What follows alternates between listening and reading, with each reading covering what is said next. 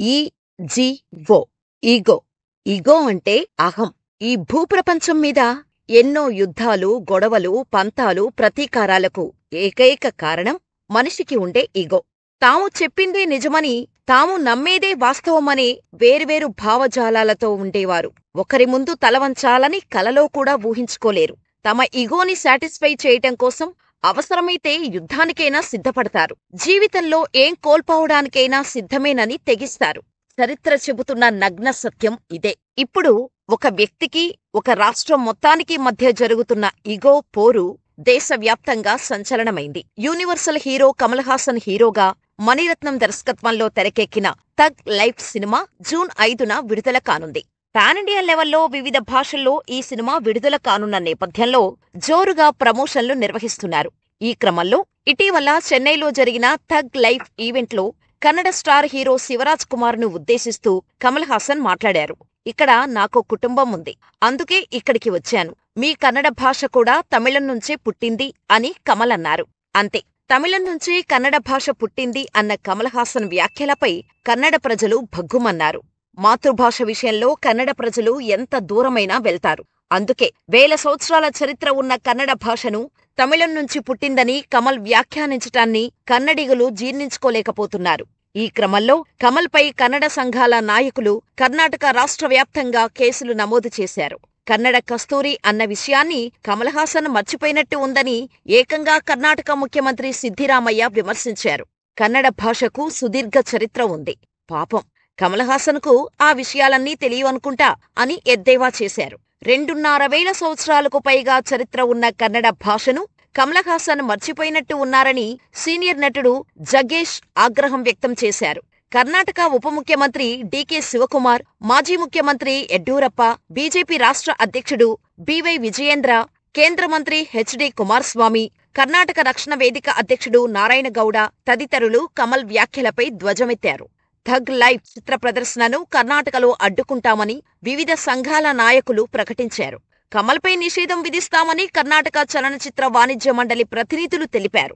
పరిస్థితి చేజారిపోతుండటంతో తిరువనంతపురంలో విలేకరులతో మాట్లాడుతూ ఈ వివాదానికి కమల్ హాసన్ తెరదించే ప్రయత్నం చేశారు.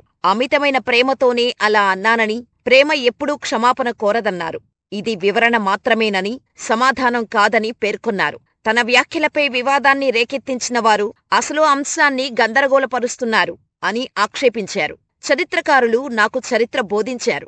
ప్రేమతోనే చెప్పాను కాని మరే ఉద్దేశం నాకు లేదు. తమిళనాడు ఓ అరుదైన రాష్ట్రం. ఇక్కడ అందరికీ అవకాశాలు లభిస్తాయి. ఇలాంటి రాష్ట్రం మరొకటి లేదని నేను అనడం లేదు. కానీ తమిళనాడు అరుదైన రాష్ట్రమని ఎందుకు చెబుతున్నానంటే, ఇక్కడ కేరళలోని నాయర్ కులానికి చెందిన ఎంజి రామచంద్రన్, తెలుగు రెడ్డి కులానికి చెందిన ఒమాండూర్ రామస్వామి రెడ్డియార్, ఆంధ్రా ప్రాంత మూలాలున్న కరుణానిధి, కన్నడ అయ్యంగార్ కులానికి చెందిన జయలలిత ముఖ్యమంత్రి పదవులను చేపట్టారు. కర్ణాటక నుంచి వచ్చి తమిళనాడు ముఖ్యమంత్రి అయిన జయలలిత వల్ల సమస్య వస్తే కన్నడ ప్రజలే నాకు మద్దతిచ్చారు. ఇప్పుడు నా కొత్త సినిమా థగ్ లైఫ్కు కూడా వారే అండగా నిలుస్తారు అని కమల్ పేర్కొన్నారు. నాతో సహా రాజకీయ నాయకులెవరికీ భాష గురించి మాట్లాడే అర్హత లేదు. లోతైన ఈ విషయాన్ని చరిత్రకారులు, భాషా శాస్త్రవేత్తలకు వదిలేద్దాం అని సూచించారు. అయితే తమిళనం నుంచే కన్నడ పుట్టిందని, తాను ప్రేమపూర్వకంగానే అన్నానని, ప్రేమ ఎన్నడూ క్షమాపణ కోరదంటూ కమల్ హాసన్ ఇచ్చిన వివరణపై Karnataka film chamber of commerce KFCC అధ్యక్షుడు ఎం నరసింహులు మండిపడ్డారు. తాజా పరిణామాలపై కేఎఫ్సిసి అత్యవసర సమావేశం నిర్వహించింది. ఇప్పటివరకు చోటు చేసుకున్న పరిణామాలపై చర్చించాం. కమల్ హాసన్ చెబుతున్నట్టు మేము కూడా పొగరు రాష్ట్రాలతో ప్రేమగా ఉండాలని అనుకుంటుంటాం. కానీ కర్ణాటక ప్రభుత్వం, కన్నడ సంస్థలు, కన్నడ ప్రజలు కోరుతున్నట్టుగా కమల్ బేషరతుగా క్షమాపణ చెప్పాల్సిందేనని మేం నిర్ణయించుకున్నాం. కమల్ హాసన్ తక్షణమే క్షమాపణలు చెప్పకపోతే కర్ణాటకలో థగ్ లైఫ్ సినిమా విడుదలను నిలిపివేస్తాం అని కేఎఫ్సిసి ప్రకటించింది. భాషా వివాదం తలెత్తినప్పుడు కన్నడిగులందరూ ఏకమవ్వాల్సిందేనని, అది మన కర్తవ్యమని అన్నారు కేఎఫ్సిసి సంస్థ మాజీ అధ్యక్షురాలు నటి జయమాల. దీంతో కన్నడ భాషపై తానేమీ తప్పుడు వ్యాఖ్యలు చేయలేదని, క్షమాపణలు చెప్పే సమస్యే లేదని కమల్ హాసన్ తెగేసి చెప్పారు. నేను ఏ విషయంలోనైనా తప్పు చేస్తేనే క్షమాపణలు చెబుతాను, లేదంటే చెప్పను. అది నా శైలి. భారత్ ప్రజాస్వామ్య దేశం. నేను చట్టాన్ని, న్యాయాన్ని నమ్ముతాను, వాటిని గౌరవిస్తాను అని చెప్పారు. ఈ విషయంలో ప్రజలు జోక్యం చేసుకోవద్దని కోరారు. అలాగే కమల్ హాసన్కు మద్దతుగా తమిళ సినీ పరిశ్రమ కూడా కేఎఫ్సీసీకి లేఖ రాసింది. కర్ణాటకలో థగ్ లైఫ్ను బ్యాన్ చేయాలనే నిర్ణయాన్ని వెనక్కి తీసుకోవాలని కర్ణాటక ఫిల్మ్ ఛాంబర్ ఆఫ్ కామర్స్కు Tamil film active producers association విజ్ఞప్తి చేసింది. ఎన్నో సంవత్సరాలుగా కన్నడ, తమిళ సినిమా ఇండస్ట్రీలు కలిసి పనిచేస్తున్నాయి. శివరాజ్ కుమార్, ఉపేంద్ర, సుదీప్, దునియా విజయ్ లాంటి ఎందరో కన్నడ నటులు తమిళ సినిమాల్లో నటించారు. తమిళ నిర్మాతలు, దర్శకులు కన్నడ చిత్రాలు రూపొందించారు. థగ్ లైఫ్ విషయంలో మీరు తీసుకున్న నిర్ణయం రెండు చిత్ర పరిశ్రమలపై ప్రభావం చూపుతోంది. ప్రతి భాషకు ఓ చరిత్ర ఉంది, ప్రత్యేకత ఉంది. ఈ సినిమా ఈవెంట్లో కమల్ హాసన్ ప్రేమతో మాట్లాడారు. ఆ భాషను తక్కువ చేయాలని కాదు. కోకిల, పుష్పక విమానం సినిమాలతో కన్నడ చిత్ర పరిశ్రమకు కమల్ ఎంతో సహకారం అందించారు. కన్నడ ఫిల్మ్ మేకర్స్ ను ఆయన గౌరవిస్తారు. తాను ఏ ఉద్దేశంతో అలా మాట్లాడారన్నది కమల్ ఇప్పటికే మీకు లెటర్ ద్వారా స్పష్టత ఇచ్చారు. దాన్ని దృష్టిలో పెట్టుకుని సినిమా విడుదలకు సహకరించండి. చిత్రాన్ని వాయిదా వేసినా, బ్యాన్ చేసినా భవిష్యత్తులో మన రెండు పరిశ్రమల మధ్య అనుబంధం దెబ్బతింటుంది అని పేర్కొంది. ఈ క్రమంలో తాము ఎన్ని రకాల డిమాండ్లు చేసినా, కన్నడ రాజకీయ నేతలు ఒత్తిడి తీసుకొచ్చినా కమల్ హాసన్ క్షమాపణలు చెప్పకపోవడంతో ఆయన నటించిన థగ్ లైఫ్ను నిషేధించాలంటూ కేఎఫ్సీసీ కర్ణాటక హైకోర్టును ఆశ్రయించింది.